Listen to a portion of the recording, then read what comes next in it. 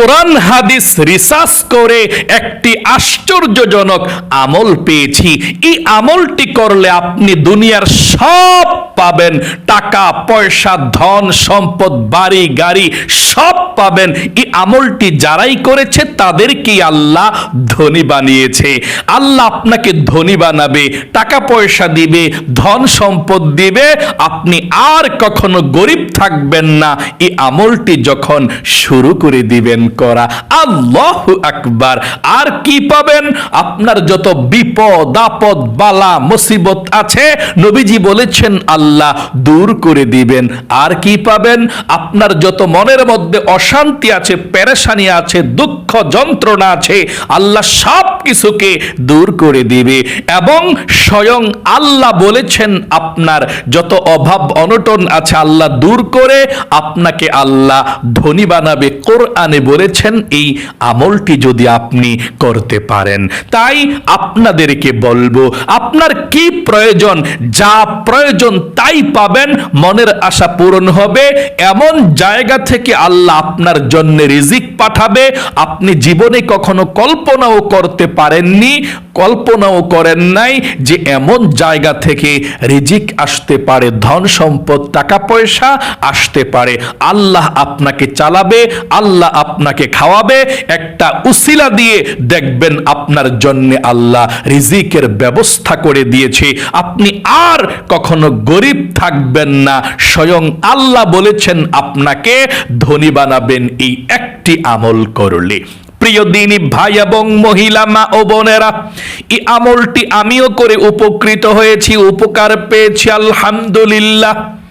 এবং যত মানুষ আমাদের কাছে আমল চায়, যারা অভাব অনটনের মধ্যে আছে, যারা দুশ্চিন্তায় আছে, যারা পেরেশানির মধ্যে আছে, যাদের পরিবার সংসারের মধ্যে বালা মুসিবত বিপদ আপদ লেগেই থাকে, যত আমল চাই শুধু আমরা এই আমলটা দিয়ে দেই।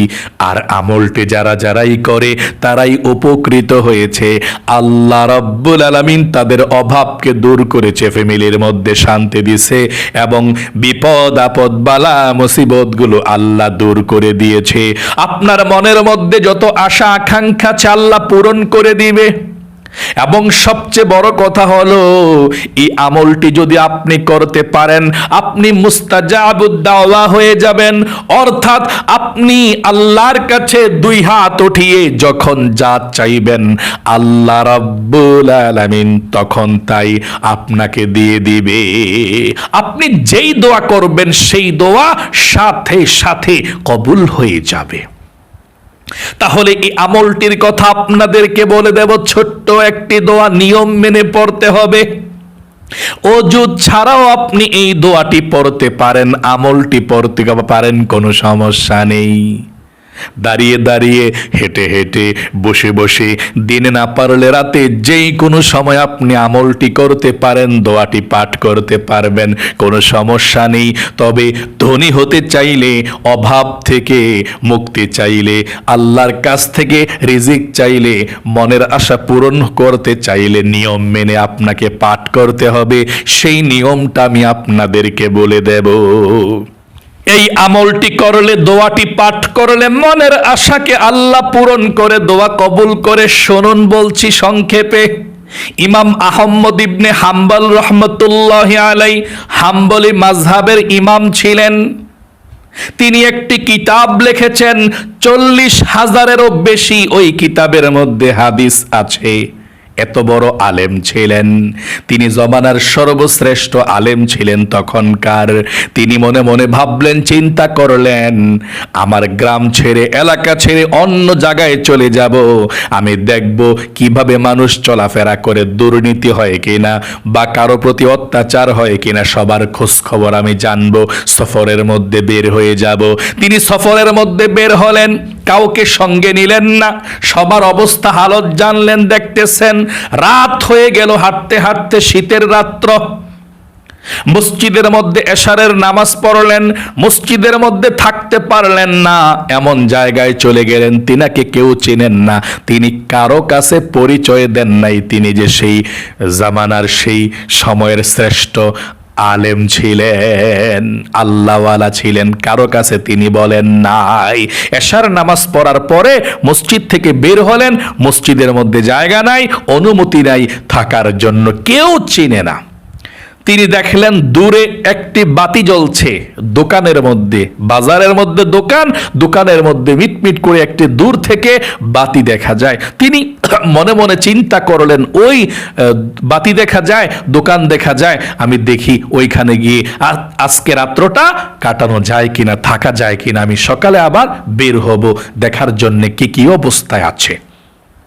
তিনি সেই বাজারে গেলেন, দোকানের মধ্যে গেলেন রাতের বেলা, গিয়ে দেখলেন এক যুবক রুটি বানাচ্ছে, খামির করছে, সকালবেলা বিক্রি করার জন্য সারা রাত কাজকর্ম করে সকালবেলা দোকানের মধ্যে রুটি বিক্রি করে। বলল, যুবক, আমি কি তোমার দোকানের মধ্যে আজকে রাত্রটা অবস্থান করতে পারবো কিনা? সকালে চলে যাব, কোথাও জাগার জায়গা নাই, শীতের রাত্র।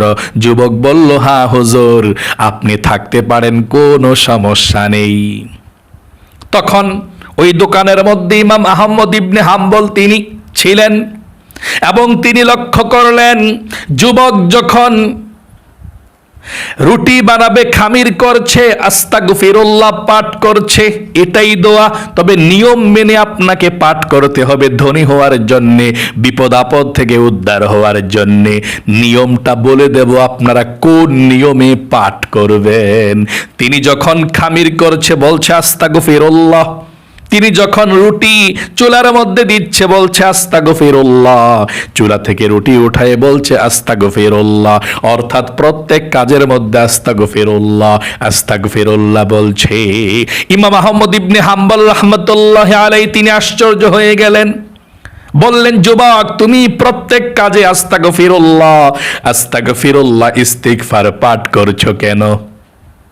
যুবক বলল, হুজুর, আমি ইস্তিগফার পাঠ করার কারণে আল্লাহ আমাকে মুস্তাজাবুদ দাওয়া বানিয়ে দিয়েছে, অর্থাৎ আমি দুই হাত উঠিয়ে আল্লাহর কাছে যেই দোয়া করি আল্লাহ সেই দোয়া কবুল করে, আমার মনের আশাকে আল্লাহ পূরণ করে দেয়, আমি যা চাই আল্লাহ তা দেয়। এই ইস্তিগফার পাঠ করার কারণে এই জন্য আমি শুধু আস্তাগফিরুল্লাহ আস্তাগফিরুল্লাহ আস্তাগফিরুল্লাহ পাঠ করি। যুবককে হুজুর বললেন, ইমাম আহমদ ইবনে হাম্বল রাহমাতুল্লাহি আলাইহি বললেন, মাশাআল্লাহ, তোমার সব মনের নেক আশাকে আল্লাহ পূরণ করে দিয়েছে, তুমি ইস্তিগফার কখনো ছাড়বা না। তখন যুবক বলল, হুজুর, একটি মনের আশা এখনো আমার পূরণ হয় না, আল্লাহর কাছে সব সময় দোয়া করি, মনের মধ্যে আশা, আমি এই যুগের সর্বশ্রেষ্ঠ একজন আলেম আছে, ইমাম আহমদ ইবনে হাম্বল, হাম্বলি মাযহাবের ইমাম, তিনার সঙ্গে দেখা করার জন্য আমার মনটা বড় চায়, আমার মন চায় তেনার সঙ্গে কথা বলার জন্য, সাক্ষাৎ করার জন্য। তখন তো মিডিয়া ছিল না, মোবাইল ছিল না, ইন্টারনেট ছিল না, যদি কাউকে দেখতে হতো সামনে গিয়ে দেখতে হতো, ছবিও ছিল না, দেখার মতো সুযোগ হয় না, কাজকর্মের মধ্যে ব্যস্ত ছিল বা যে কোনো কারণে। তো তিনি বলল যে আমার এই মনের আশাটা পূরণ হয় না। ইমাম আহমদ ইবনে হাম্বল রাহমাতুল্লাহি আলাইহি তিনার সামনে ছিলেন। আহা, তখন বলল, যুবক, তুমি যদি এই যুগের শ্রেষ্ঠ আলেম ইমাম আহমদ ইবনে হাম্বলকে দেখো, কি করবা?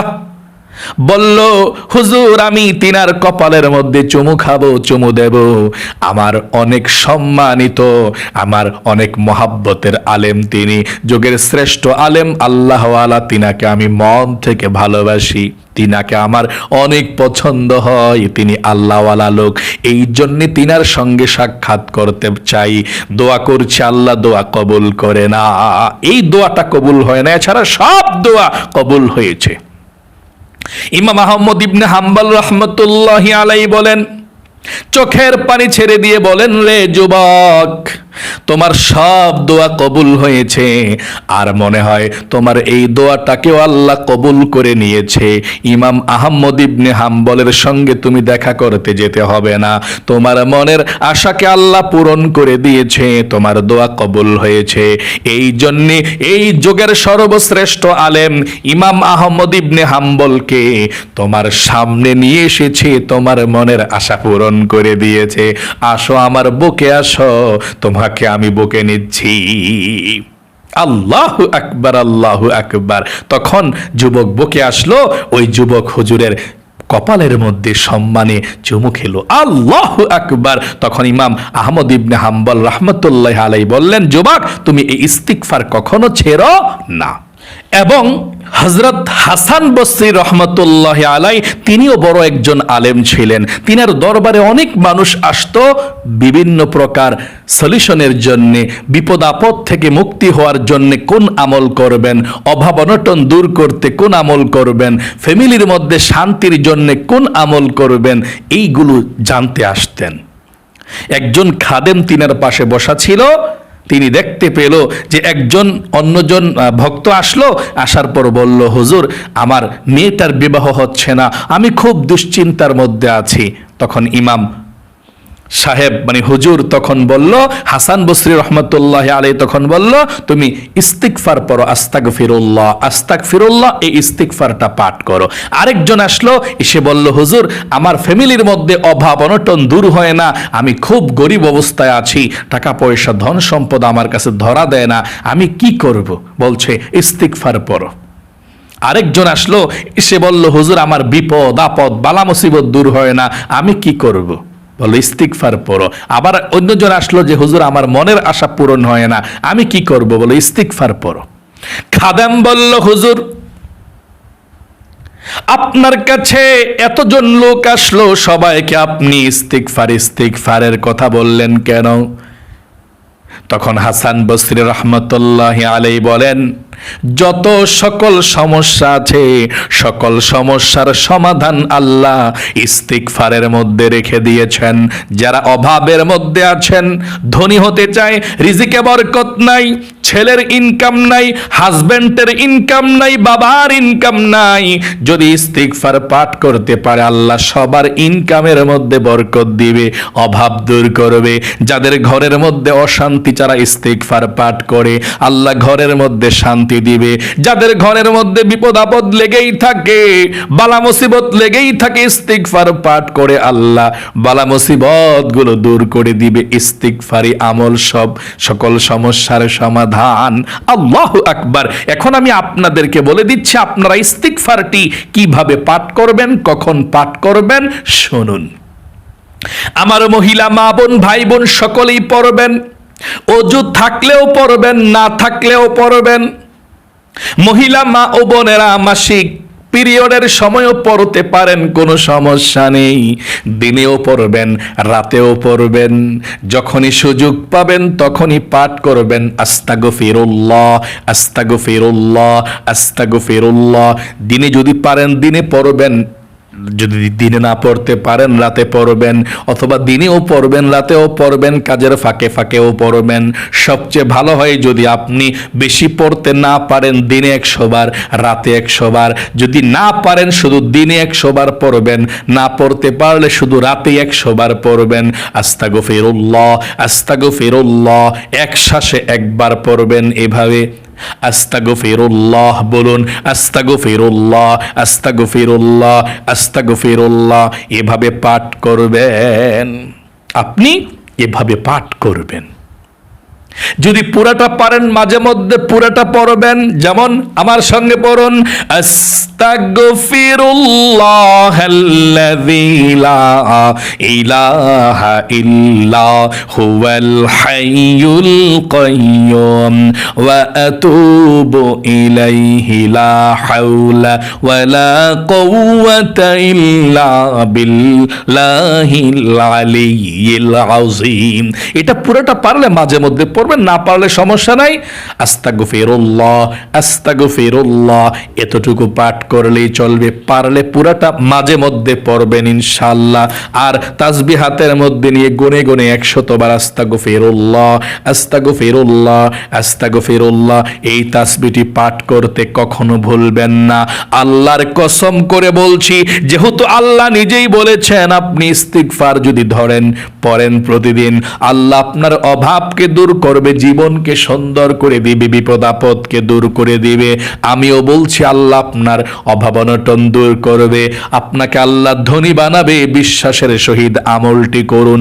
দুনিয়ার মধ্যে বেঁচে থাকার জন্যে, দুনিয়ার মধ্যে আল্লাহকে খুশি করার জন্যে আর কোনো, যদি আপনি ইস্তিগফার নাও পড়েন, অন্য কোনো দোয়া নাও পড়েন, এই একটি দোয়াই যথেষ্ট আল্লাহকে খুশি করার জন্যে।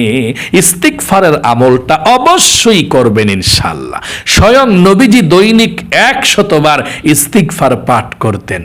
আপনারাও বসে বসে, শুয়ে শুয়ে, আপনারা দাঁড়িয়ে, হাঁটতে হাঁটতে যে কোনো সময় পড়তে পারেন। আশা করি একদম সহজে আপনারা বুঝতে পেরেছেন। আল্লাহ আপনাদের সকলকে ভালো রাখুক, বিপদ আপদ দূর করুক। জীবনে একবার হইলেও আপনাদেরকে আল্লাহ মক্কা মদিনায় যাওয়ার মতো সুযোগ করে দেখ। সকলে কমেন্ট বক্সের মধ্যে লিখবেন আমিন, এবং ভিডিওতে একটি লাইক দিবেন। আল্লাহ যারা কমেন্ট বক্সের মধ্যে আমিন লিখেছে, ভিডিওতে একটি লাইক দিয়েছে, তাদেরকে তুমি জীবনে একবার হইলেও অতি দ্রুত মক্কা মদিনায় যাওয়ার মতো সুযোগ করে দাও, আমিন। আজ এ পর্যন্তই, আবারও অন্য কোনো ভিডিওতে দেখা হবে ইনশাআল্লাহ। আসসালামু আলাইকুম ওয়া রাহমাতুল্লাহি ওয়া বারাকাতুহু।